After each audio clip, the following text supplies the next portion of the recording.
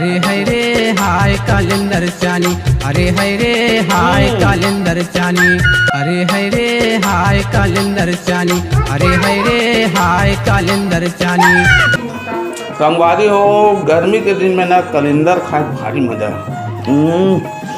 खावे ना भारी आनंद आ जाता है, इतना बेहतरीन लगता है कि क्या बताऊं। और एक से जुड़े हुए क्या किस्से तो मैं बता दूँ। और एक कलिंदर के आज मैं भूली पिछली बात बताऊं। जब हमारे घर हमारे बाबू है बाजार जाए तो वहाँ लाए कलिंदर, और कलिंदर लाए तो कहा अभी मत काटो, तो कब काटबोगा इसका हाथ, तब फिर वो कहा टंकी में डुबो देवे। अब ठंडा हो ही नहीं तब बहुत अच्छा लगे।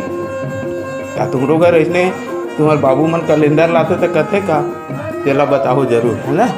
क्या तुम्हारो घर में तुम्हारे यहाँ बाबूजी में ना तुम्हारे पिताजी में ना इसने कहा है, और तुमन का बचपन में इसने खाए कलिंदर, चलो जरूर मुझे कमेंट करके बताओ कोई।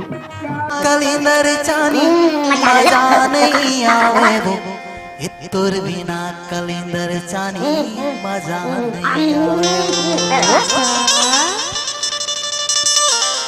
वो, तोर बिना कलिंदर चानी मजा नहीं आवे वो, मजा चानी मजा नहीं आवे वो, तोर बिना कलिंदर चानी मजा नहीं